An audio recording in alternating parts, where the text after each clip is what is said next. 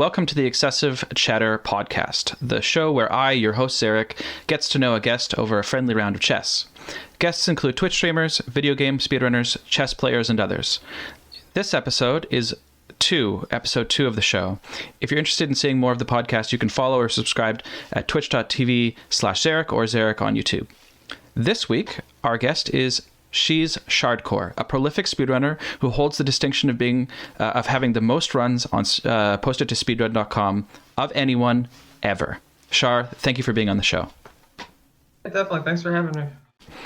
So I'm going to start us off with a round of chess. While I'm doing that, do you want to share a bit of background about who you are as a streamer, what you do, that sort of thing? Sure. So I'm ShesChardcore, Shar for short. Oh. Some people say Shard, and that's fine. It doesn't really bother me. But I initially got into streaming in general after losing my job and being diagnosed with Parkinson's. So I started watching speedruns because I had nothing better to do with my time. And I caught wind of speedrunning through some GDQ VODs and things of that nature. And it was interesting to say the least. Okay. So I started watching videos, specifically people like Arcus, Cats on Your Head, folks like that. And speedrunning cowboy is a spectacle. So I was like, who the hell is this? Like, this dude with an epic mustache is speedrunning games I couldn't even beat. I was like, wow, this is awesome. So, started watching him. Cats on Your Head, who's been on like indefinite break for probably a couple years. That's another one who kind of influenced me into getting into the speedrunning game. And, okay. Liz Star is another one. Like, there's a lot of influences. Okay. For me. And I thought initially when I first started, I was just going to be a casual streamer and be one of those like super hype, like, yeah, woo, we're going to kill this game and all these the high energy people. I'm not a high energy person, so the first month of my streaming career was casual games, and then I got pushed down the speedrun path, specifically by a user by the name of Sprinting Legs, who said you should try speedrunning, and I was like, okay. So I speedran Marble Madness for the Game Boy, because that was a great game to start with. And on my second day of running, I tied the world record in that game. It was retroactively rejected because RetroArch ran it 0.4% faster. I forget the exact numbers, but the rush of like doing something cool on pretty much my first week of speedrunning, I was like, all right, we're gonna stick with this for a while, and I did. You really did. You really did. So just to give folks a bit more information about some of the stats around your speedrun.com account, you have well over 4,000 verified runs on speedrun.com. And I wanted to point out to viewers that your speedrun.com account, it doesn't list the exact date it was created, but it's only about a year old. And that means that if you say it's about a year, you've had roughly 10 runs verified every day for 365 days of that year. And you have full game runs posted to about 7% of every game on the site. By contrast, the average number of runs for a speedrun.com user is less than 2.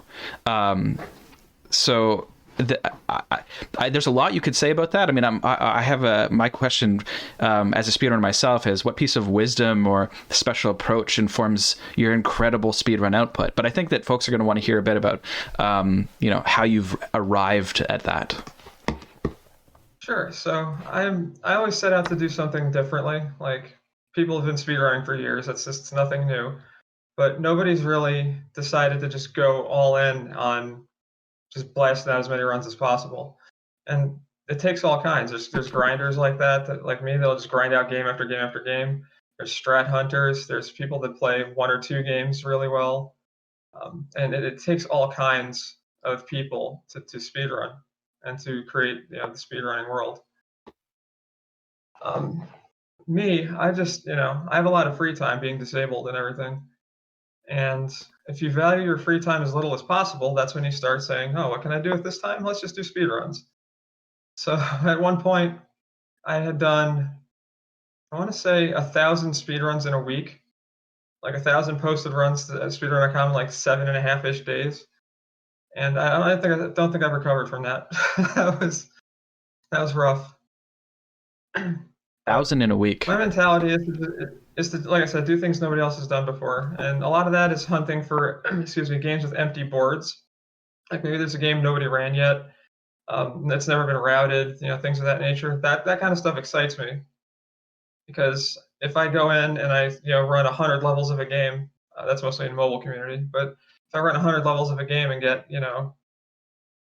80 really good times out of it, then I'm pretty happy. And then it sets people up for success later, because now they have something to strive for and to try and beat. Absolutely. I've only been the first person on maybe a couple boards, but it is noticeable that people start to take interest once a board exists.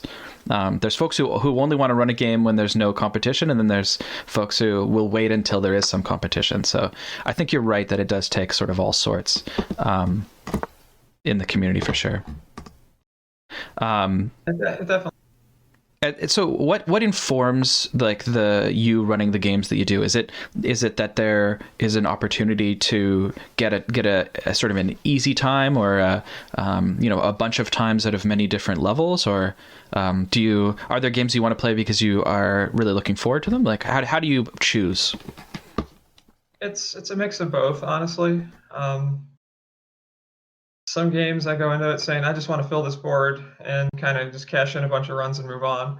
And if a game really grabs me, whether it's a mobile game or otherwise, um, I'll go all in on a game. So I have 4,100 and some odd runs posted. About 1,000 of those are from like 5 different games. Oh, really? Some games have a lot of individual level boards, like 220 in one of them, 240 in another one, and I'm stubborn enough to run every single one of them. The other part of that is, I have a world record count of about 1,500 and change, and a lot of those are held through attrition, because you're like, man, Char's time in level 217 is weak. I think I could beat it. You'd have to beat the first 216 levels to get to that point. And from my experience, nobody really does that. So it's been a wild ride. Fair enough. So you mentioned some of the folks who sort of inspired you to start streaming, or who you sort of latched onto when you began your journey. Are there folks right now that inspire you, or streamers that you really enjoy and think are doing something unique? There's a lot of folks out there doing unique stuff. I'm trying to think of like any number of examples that I can.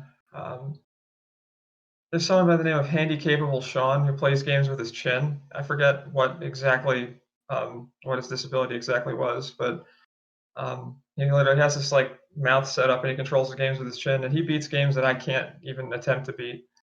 And like I said, as a disabled gamer myself, I find inspiration through things like that, because like that dude's a badass.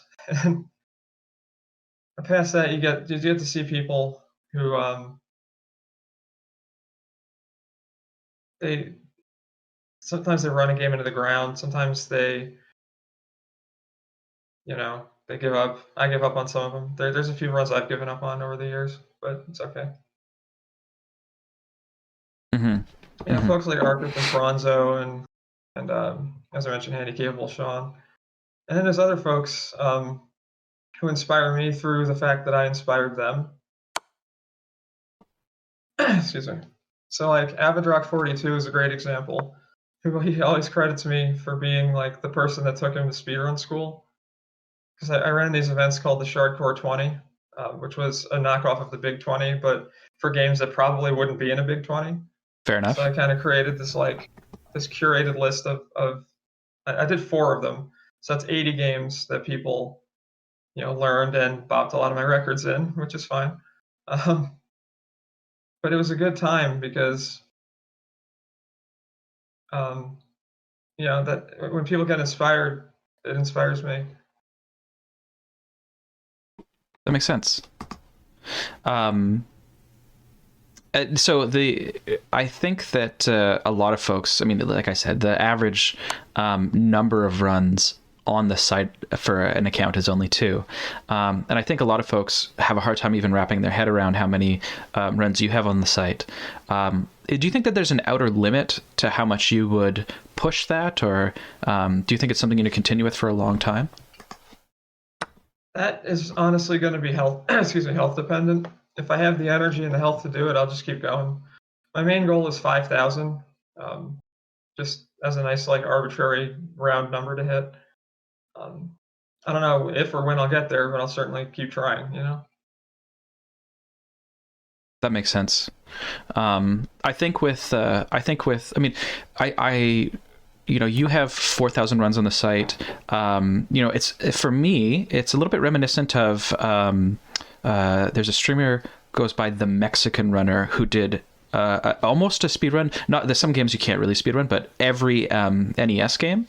And I think that as time goes on and they become more sort of system completionists and other folks that 4,000 runs won't be, everyone won't have that, but it won't be a complete anomaly. So it'll be interesting to see how that impacts that level of or that type of speedrunning.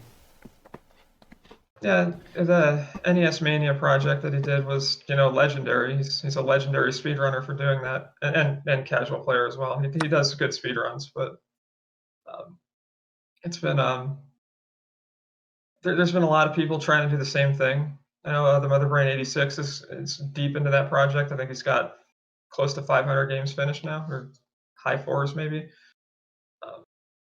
I kind of wanted to do the same thing, but with speedruns. But it turns out that some games are really hard. Mm-hmm. So, funny enough, hard games are harder to speedrun.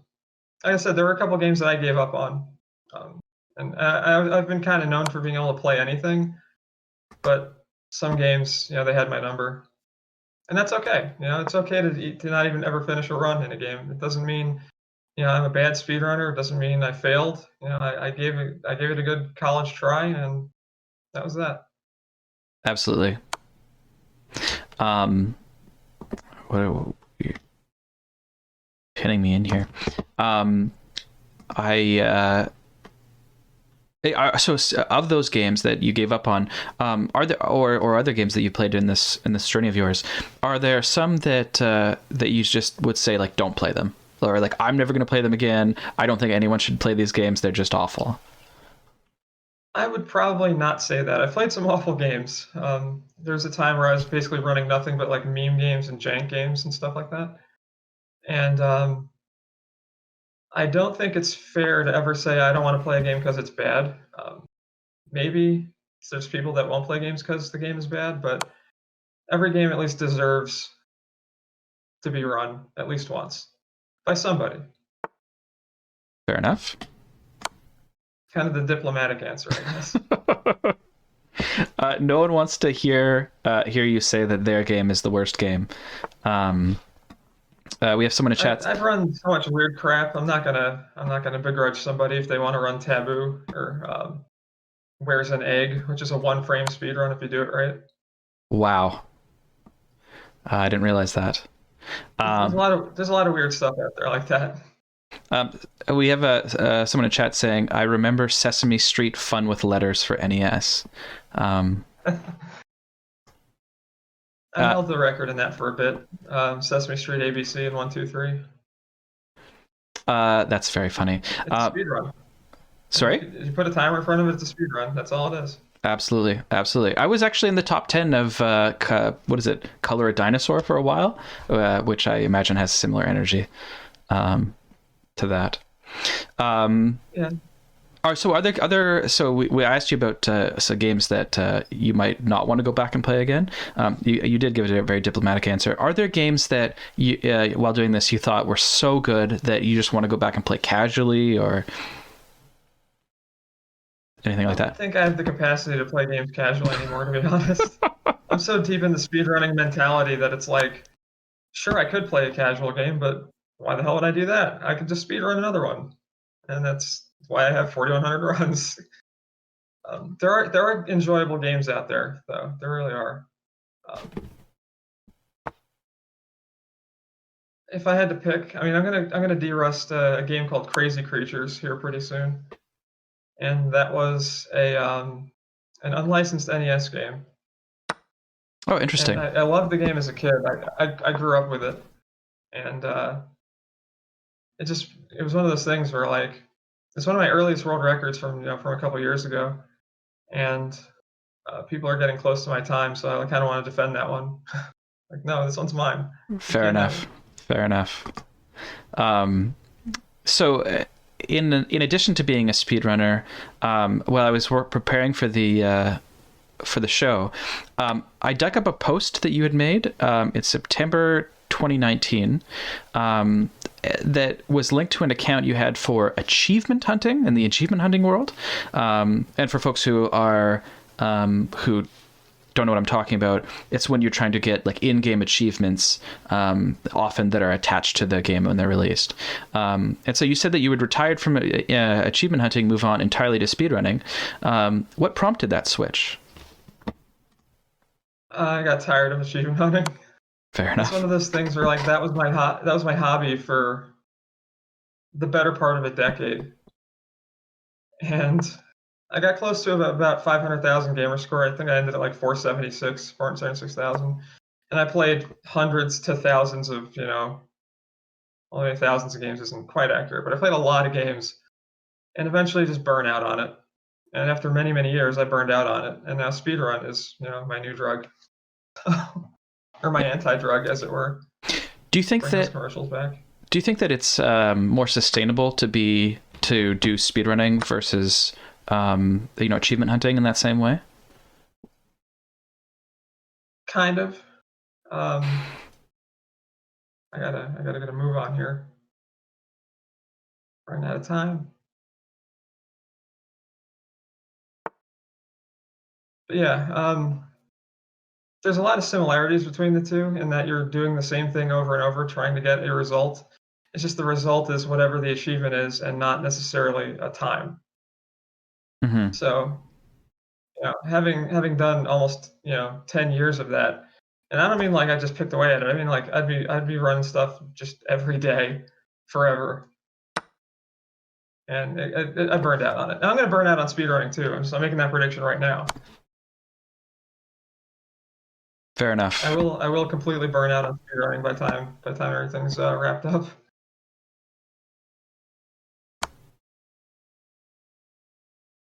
It's down to the wire here. Oh, I missed that.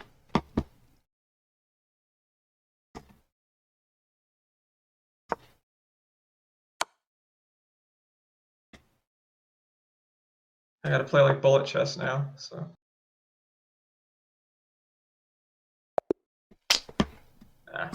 It's okay. We can do another one. Yeah, that's another one. I'll pay more attention to the clock this time. It's okay. I think that I had a bit of a perhaps foolhardy approach to creating a podcast where I was inviting people to play chess with me and have a discussion at the same time, thinking, "Oh, this is very clever of me," when in reality, people find it horribly distracting when you try to talk to them when they're playing chess. But It wasn't bad until the time got down there. Then I was like, oh crap. yeah. I gotta go.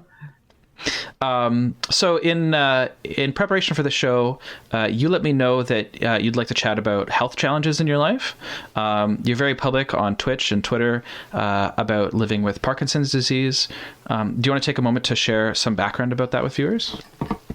Sure. So there's many flavors of Parkinson's disease. None of them are good, obviously, but it comes in a lot of shapes and forms. So if you think about people like Michael J. Fox, Muhammad Ali, and the prominent people, you'd see them at rest just like shaking like this, or like with closed fists, and they'd start shaking like that. And that's not all that Parkinson's is. Parkinson's is much more than that.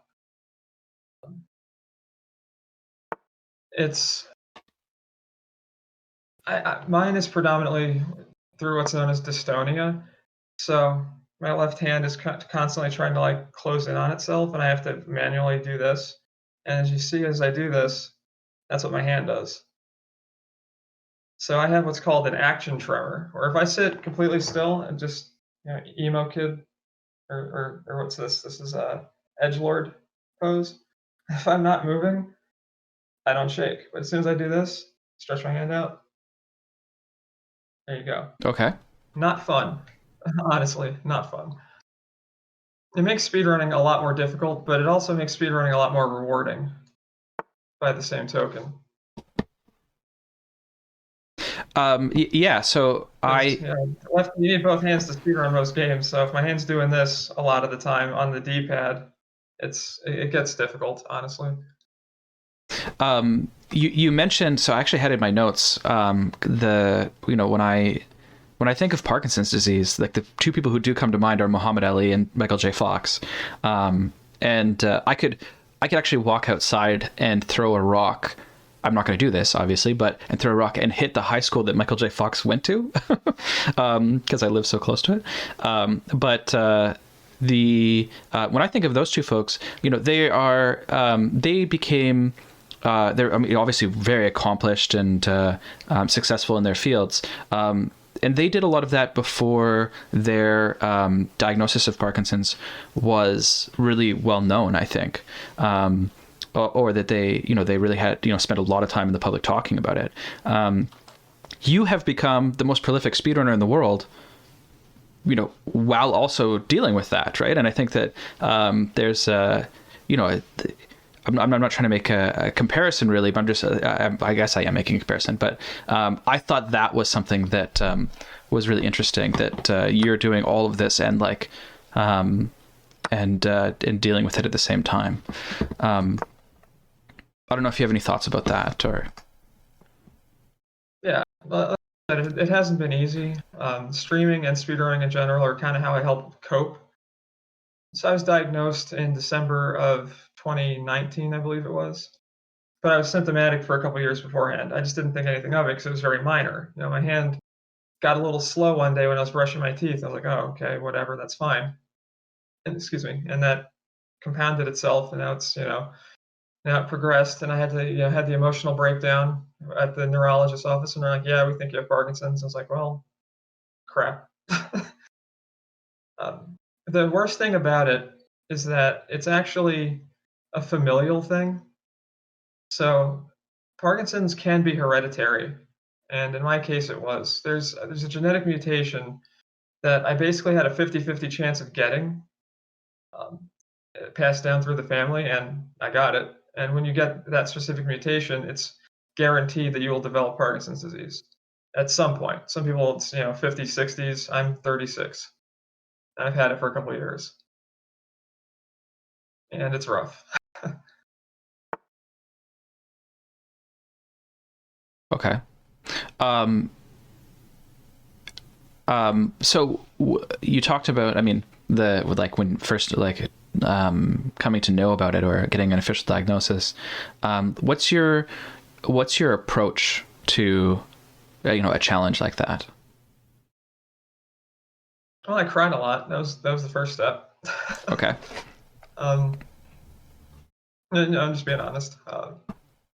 But it's a lot of exercising and trying to push myself, not as far as I think I can go, because at this point I can push myself too far, and I don't want to do that. So it becomes a thing where I have to strike a balance between maintaining energy levels to A, exist, and B, do things while I exist, like speedrunning and whatnot. If I were younger, if I was just young Shar, if I was like 28 and I got into speedrunning, I'd have 30,000 runs done by now. Because that's the kind of mentality that I had, just that stubborn grind, just get it done, get it done, get it done. And Parkinson's makes me slow that down a bit and say, okay, we've done 12 speedruns today. That's probably good. I want to do 150, but I can't, and that's fine. And I have to manage my energy levels accordingly. So that's one of the bigger challenges, is saying,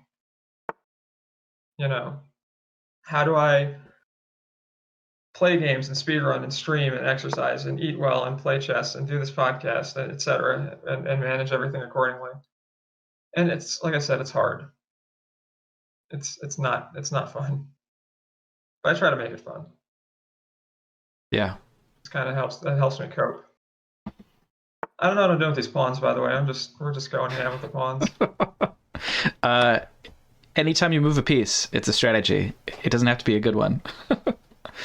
That's sage advice. Yeah. So let's see here. I also have a question here because you did mention when we were prepping for the show that you also might want to chat about living with anxiety at the same time. How does that play a role in your life? It's really bad.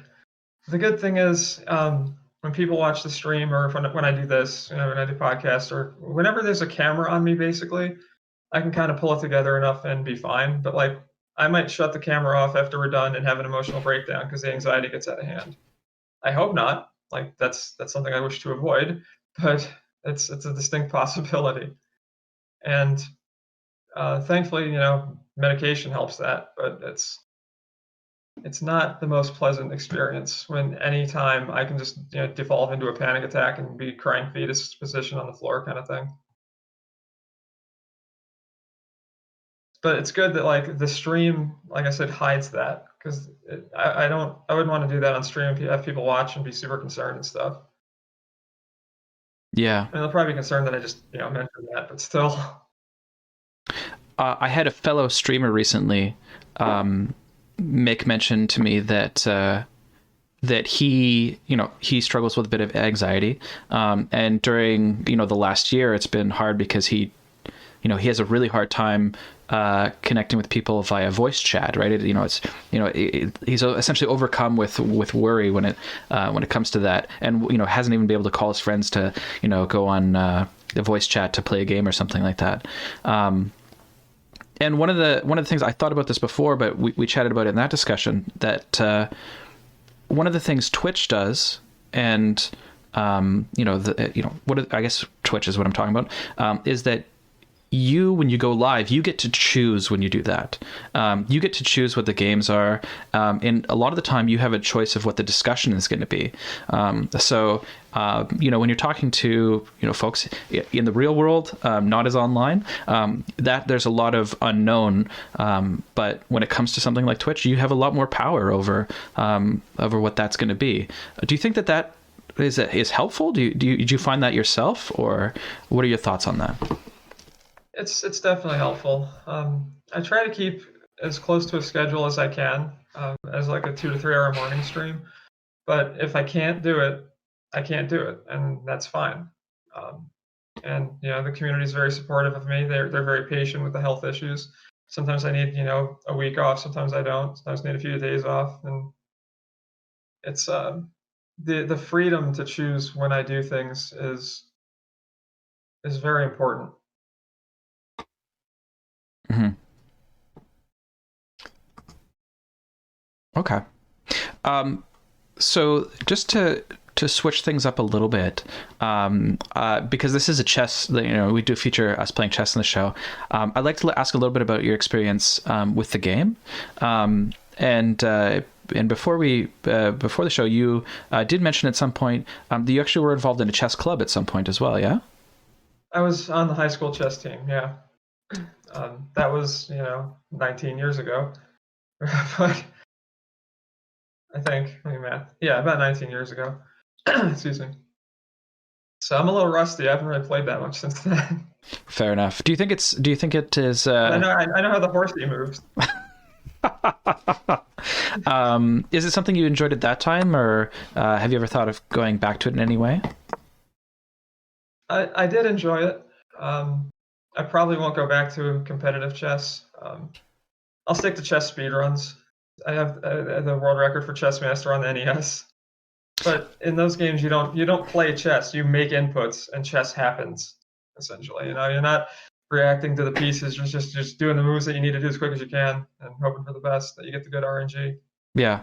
I actually have a time in that game on that speedrun, and the moves that you require you need the RNG to have play out, that the computer's moves are so preposterous in an actual game of chess that they would never happen, right? And I found that very funny. Exactly. Yeah. There's another good example of that in Battle Chess. So Battle Chess is a game with like the animations and they fight and stuff like that. Um, it was discovered through various runs of various runners. I believe Crazar found it. If you mash start during the thinking pose, like when the CPU is trying to think about what move to do, they do the dumbest move possible. I didn't realize So, that. like, yeah, I would encourage everybody to check out my Battle Chess NES 3D run. You see basically like you manipulate the AI to move H7 to H6, and then they move H8 to H7, and then they move like H6 to H5, and by that time you've already won because they're doing a preposterous set of moves that would never exist in real life. So for whatever reason, like skipping the animation of the thinking thing, just like forces it to take whatever move it can. It's like, all right, let's go with it. It's fine. Interesting. You have put me in quite a position here. This is very bad for me. Okay. So when it comes to chess or other games of strategy, what approach do you think that you have? Well, how would you describe it? Well, chess, it's obvious to say, you got to think a few moves ahead because you do. Um, I used to be a very strategic person when my brain worked better. That's another thing that Parkinson's does is it kind of like addles the brain a little bit. So I might choke this somehow just through something. I don't know. Hmm. But strategy and speedrunning is very important as well.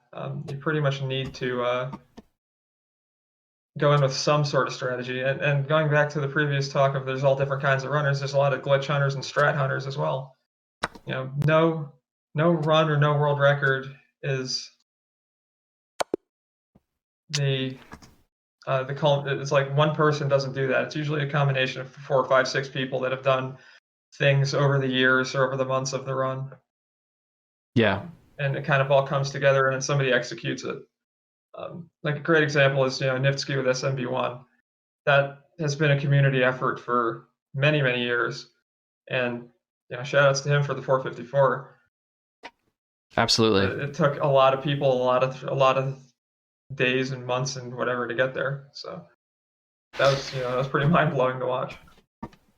Yeah, I think that folks watching now will probably have a good sense of that. I'm going to just start another game here. Congratulations, by the way, on being the first person now to beat me on the podcast or on the show.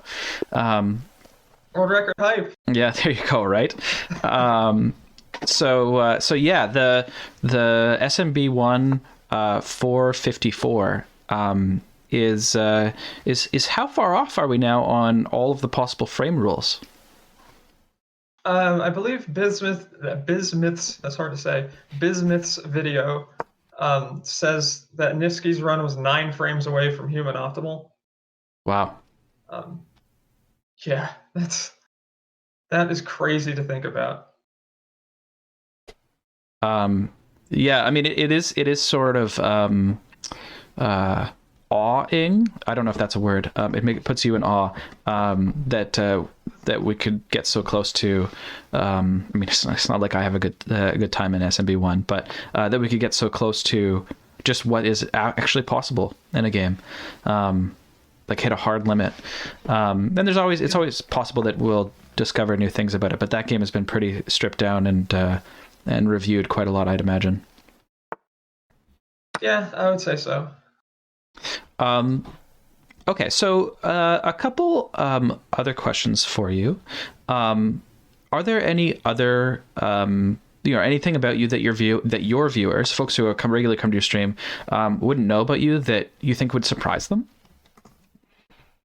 The 2 go-tos that I usually go for that are my bowling career or my previous bowling career. Bowling. So I'm gonna flash the jewelry here because I do this when people ask on stream. I've got these lovely, and it's just killing my clock, but whatever. I've got these lovely 300 game rings. nice red stone with the diamond in it.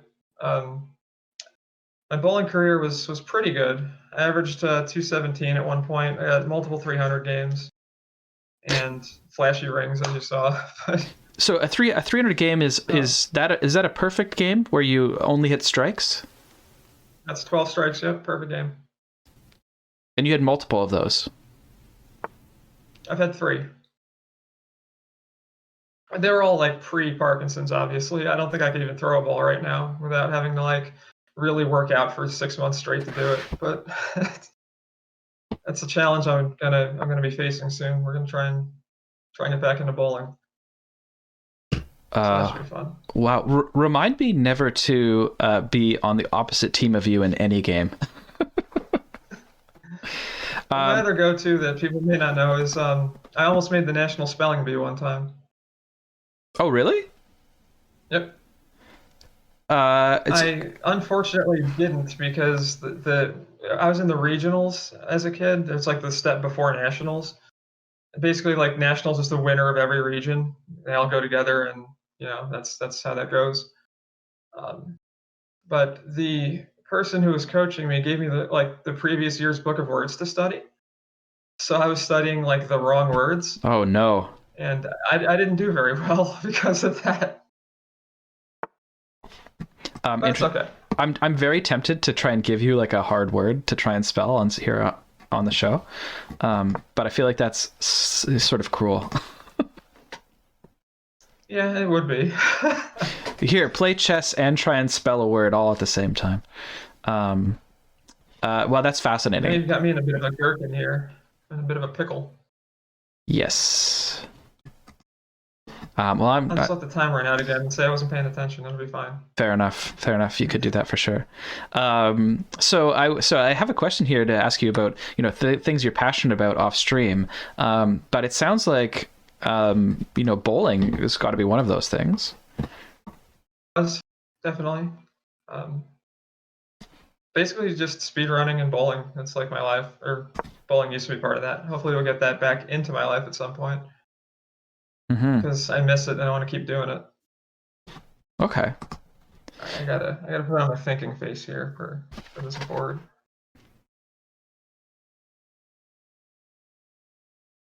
You're making me think. I didn't want to think today. Oh, I'm sorry.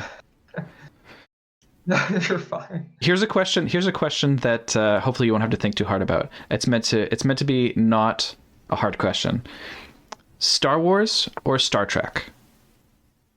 Star Wars. Really? Star Wars? For one simple reason. I've never watched Star Trek, so. Oh, it's okay. No one's perfect. That's fair. I'm a very big Star Trek fan, but I like Star Wars as well. Yeah, I'm not gonna rag on people for being Star Treks or Trekkies, as it were. Like, yeah. You do you. Enjoy what you enjoy. For sure. What's something that you would say people get wrong about you? Whether it's, when they come to your stream or, just in life in general? Most people think, I'm very clean cut, right? I have no tattoos, no piercings. I'm very kind of straight-laced professional, but I curse like a sailor and I listen to death metal. So this calm, calming person listens to, Cannibal Corpse and Death and Arch Enemy and et cetera, et cetera. So that is. I think I'm not a big metalhead, but I am absolutely a metalhead. That's fascinating because I was about to reply with, what are your favorite metal bands? I'm also a metalhead, and you named my top 3 bands. Well, that's good. We're on the same page then. Absolutely. That's fascinating. I would have not thought that about you, just from watching your stream. Most people don't. Yeah, fair enough. Is there so this is a question to get you thinking about, on stream, off stream, folks you've had interactions with. What's the best compliment that you've ever received? Best compliment is that I inspired somebody to start speedrunning. That's the best compliment anybody could give me, because that's kind of why I'm here. I want to overcome challenges and show people runs that they may not have ever seen before. And it really means a lot to me when somebody says, like, I ran this game just because of ShesChardcore, or I got this world record, because ShesChardcore taught me how to be good at games or whatever.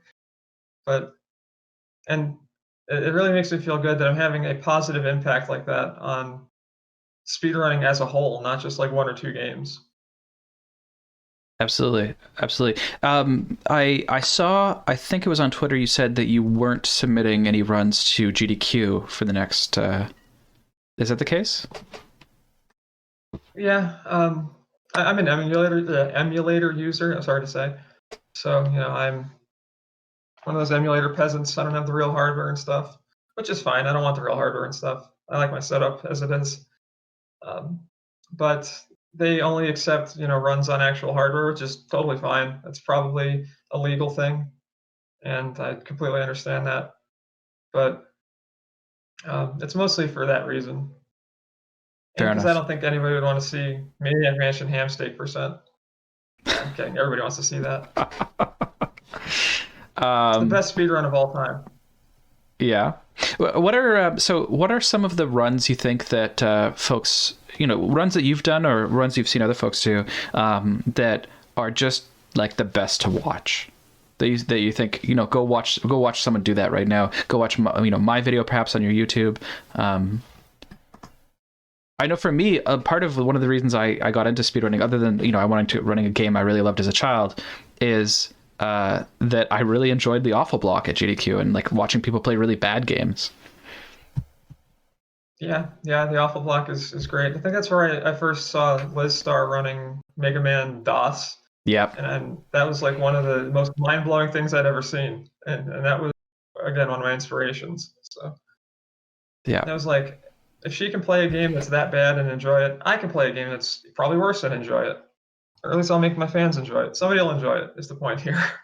I think that Somebody enjoys it, I'm happy. Yeah. Yeah, I mean the Mega Man DOS game is definitely up there for me. Bro Sencha's run of the Titanic game, or Titanic. That was amazing. Some of the dialogue from that run actually at GDQ has become like household memes in my household, because I showed my family it, and we all talk like that sometimes to each other. So it's amazing to see how these things can really snowball and become something bigger. But yeah, okay. Are there any games that you're really looking forward to running in the future? Trying to think about that.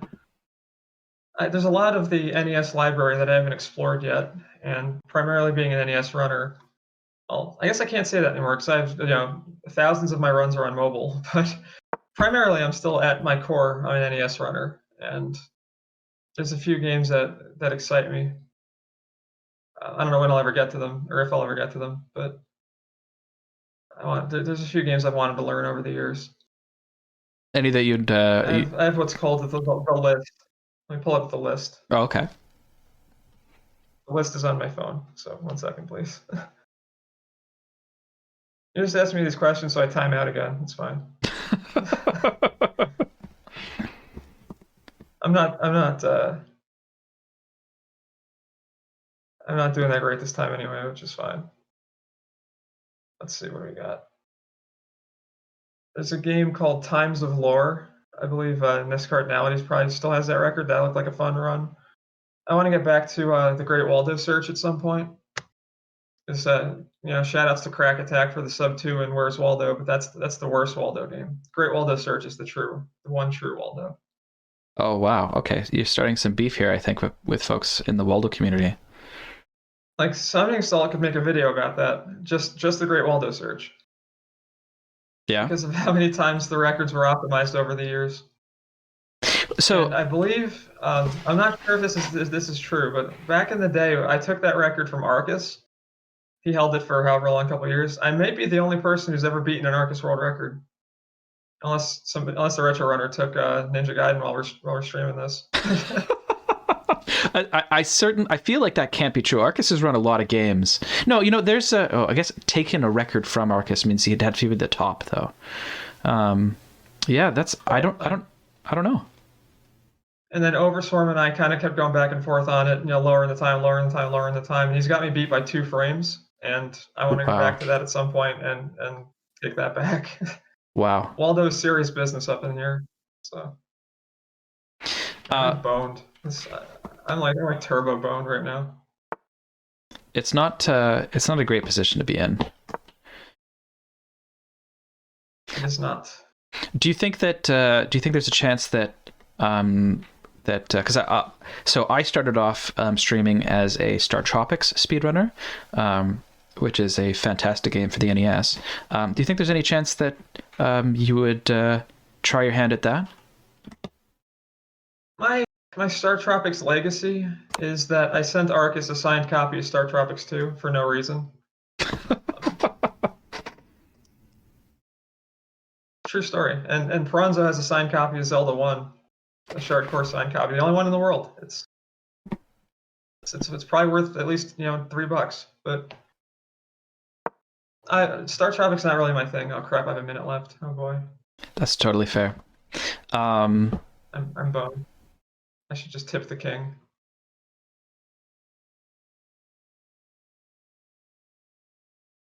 Yeah, we're screwed.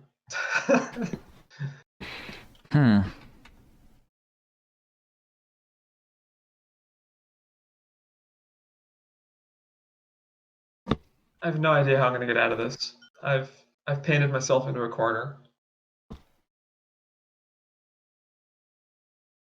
It'd be a good title for my autobiography. Painted myself into a corner, the ShesChardcore story. But next you're going to say you have like a championship painting title as well. All right, I'm in check. I can't do that. Shit. Sorry for cursing. I don't know if I'm allowed to curse or not. Only I'm allowed to curse. No, it's fine. It's totally fine. I'm not going to try and make people not curse on the internet. That's not my style. It's hard to do. Yeah. Let's see here. This is not what I wanted you to do. This is an intense game.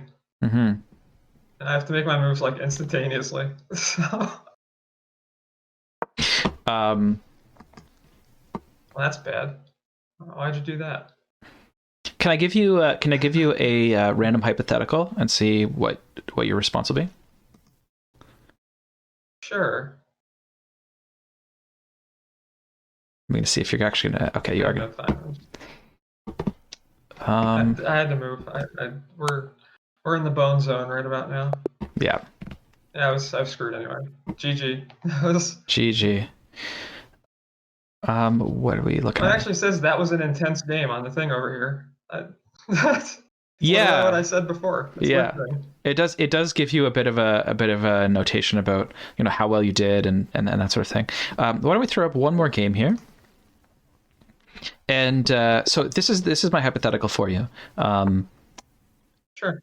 If you could go back in time 10 years, would you go back? And if yes, what would you do in that time? I would probably invest in a lot of stocks that took off. Fair. I would be a Bitcoin trillionaire at this point if I could have done that. Yeah. I think there's a lot of sense in a sort of very like just straightforward, like I would make money with that time. Okay, fair enough. Is there anything else that we haven't touched on that you wanted to chat about today? Not sure. I think we covered a lot of good topics. If you have anything random that comes up, or anybody in the chat has anything that they want to ask, go right ahead. We'll focus on this game for a bit and try to be the first person to beat you twice in the same show. Let's see if you can get that number up, because the more times you beat me, the harder it's going to be for people to break that record. Exactly. So yeah, if there's anyone in chat who has a question that they want to throw out there, I think that one of the things I'll say, and I did touch on this before, is that the sheer volume of runs that you've put out in such a short amount of time, right? Like you're only having your speedrun.com account for about a year is really fascinating to me. I have, myself, probably, I don't know, I've probably run about 10 games. Folks can check that if they'd like. I have like runs in 10 games posted to the site. And for me, that felt like it took a long time to get that far. So if someone is looking at you right now and saying like, I want to do that, I want to beat that record, this is, what would you say to that person? How would you encourage them? Would you say like, step off, this is my thing? What would you say to that person? Well, I'm definitely all about encouraging people to get into speedrunning in order to do crazy things like I do. So I would never tell somebody not to do it. A lot of it is just stubbornness and not valuing your free time whatsoever. And the one caveat I will say is that my speedrun.com page, it says 1 year ago. It's actually about 2 years ago. Okay. We're actually approaching the 2-year speedrun anniversary mark, but it doesn't show that properly on the site for whatever reason. But still, 4,100 in 2 years is still pretty good, I would say. So. We do have a question. So it says, I saw on Twitter that you had a race with ShesChardcore. I noticed that as well. I imagine that's what you call your partner on stream sort of thing.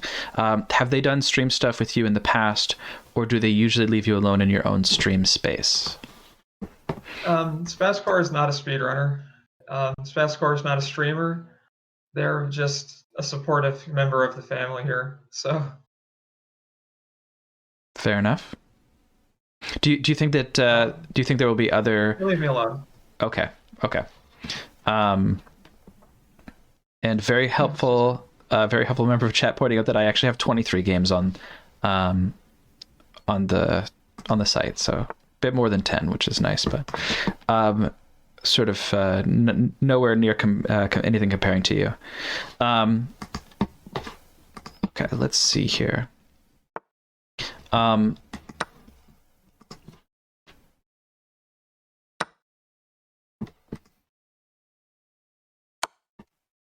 Aha. This is the first time I've been able to pull off this fork today, which is interesting. Yeah, I should have. Oh, there's a cat. Hello, cat. Kitty just pushed his way through. See if I can get him on camera. Where you at? Oh, yeah, Kitty. Hey, buddy. Is this the camera? Yeah, this is the camera. All right. We got to put the kitty on the show. Yep.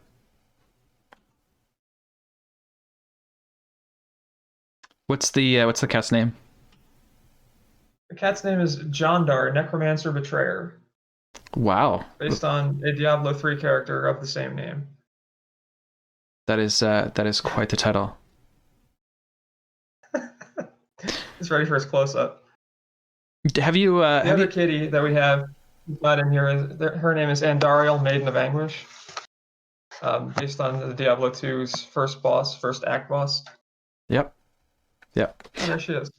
Very, very familiar with the Diablo world. Are you excited for Diablo 4 or the remake of Diablo 2?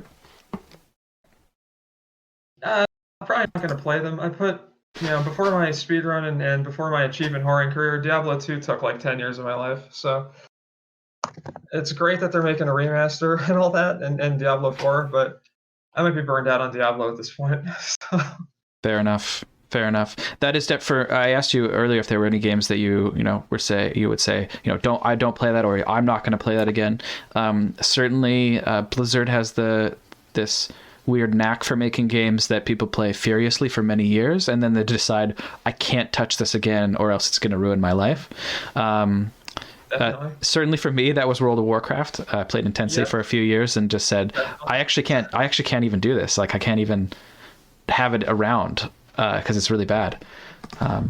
I had to force myself out of it because when I was doing 16-hour sessions a day, well, not sessions, I'd eat and shower and all those things. But when I was playing for 16 hours a day, I was like, what the hell am I doing with my life here? So I Yeah, sold all my gold to a Chinese gold farmer, got myself banned, and never went back. fair enough. Fair enough. It's always interesting hearing people's sort of intense exit strategies from that game. And the kitties are fighting. Fight quieter. So why don't we call this game our last game? But before we wrap it up, do you want to? Is there anything anything more you'd want to chat about, or anything you'd want to plug from your online life? Or should folks, or offline life? Is there? Do you want an audience to come watch you play bowling? If I ever get back to bowling, yeah, let's have an audience, or I'll do a bowling stream or something. But I got to get my health in order first before we start working on stuff like that. Otherwise, all the Twitch and Twitter followers and YouTube subs, it's all appreciated. Trying to grow this thing as best I can. With the hand that I was dealt. I used to play poker, so that's another analogy. Fair enough. I am screwed. We're in the bone zone here. Is that like a patented catchphrase, the bone zone, or are you borrowing that from somewhere? I'm sure people have said it before, but I say it a lot, so I'm just going to claim it to be mine. Fair enough. Make no bones about it. Wow. Okay. Like puns. You're banned from the show now. Okay. We did have delete VOD. Delete VOD. Yeah, it's not going on YouTube. We did have a suggestion for a Wii bowling speedrun in the chat. So no, absolutely not. Worst bowling game of all time is Wii bowling. I can't stand it. I hate it. I never want to touch it again. Holy cow! You were pretty diplomatic. I won't play again. You're pretty diplomatic about bad games earlier on. I am fascinated about why you think that one is so bad that you're willing to change your tune so ferociously. I couldn't get good at it. That's literally the only thing. I found it a bit difficult, so I'm never playing a game. I should be good at bowling video games, and that one I am not. Championship bowling on the NES, I have the world records there. That's a much better bowling game because I'm good at it. I see. But Wii bowling has always befuddled me. Like it doesn't work like you think it would. Interesting. Wow, I'm screwed. Okay, so that did instigate a question from chat. Is there a better bowling game? I think an NES game might not have the same flair for some people as Wii bowling. Are there any other games, any other bowling games that you would suggest for folks? 10-Pin Alley was pretty good. I think that was on the PlayStation. I haven't really run it or played it in many years, but I recall it being fairly enjoyable. Okay. Unlike this ass kicking that I'm receiving, not fairly enjoyable. I gather from all of your many tournament and gaming experiences on and off stream that you're not a big fan of losing or of not being. It's fine. I don't mind losing. I don't mind losing runs. I don't mind losing games. It's, if I start getting mad about it, then I've kind of lost touch with whatever I'm doing, Fair enough. Just kill me already. Oh no, you're gonna make me suffer. Okay.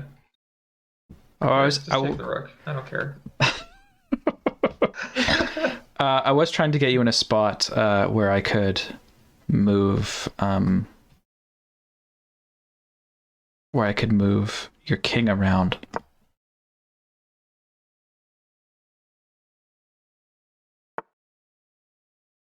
See I'm here. just randomly moving stuff at this point. I have no chance. So fair enough. Okay, well, we're close here.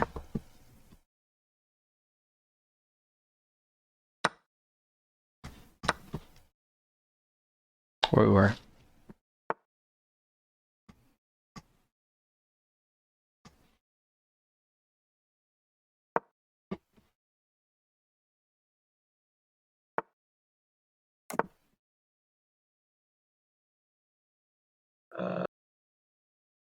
well, let's just get this over with. I'm not going to resign. I'll go down fighting.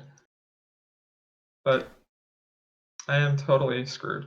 So, just thoroughly and totally screwed.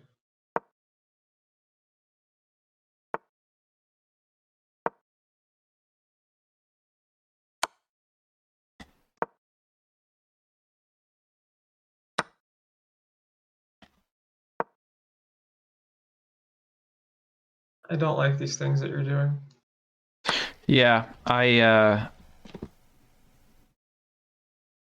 play a lot of chess. Actually, so this weekend my son is and I were playing a round of chess, and he says to me at some point, "Oh yeah, they have a chess club at school, but I think it's only for the big kids, right? Kids in a higher grade." He's fairly young. So I don't think that I'm allowed to like join it, but I hear it on the announcements every day that they have a chess club meeting, and it's all I want is just to join the club. And so today, I mean, I thought that was silly, right? And there's no reason he shouldn't be able to join.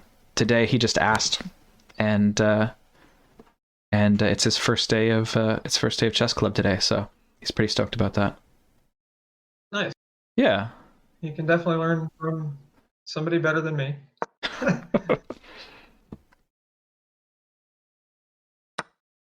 Just end this. Well, I mean, you're making it difficult to put an end to it all. I actually don't know if I can hear. I'll go down fighting. Yeah. So. You'll have 6 queens on the board. It'll be fun.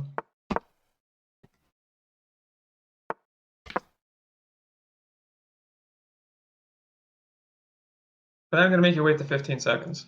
Oh, fair enough. Fair enough. Okay. Just in case any other questions came in. I think that folks are really hung up on the better bowling thing. But why don't we call it? Oh, I see. I've tried this strategy myself before. Play on the last couple seconds and see if they don't notice. Try to run out their clock. But why don't we call that a show, and wrap it up from there. That is it for this Excessive Chatter show.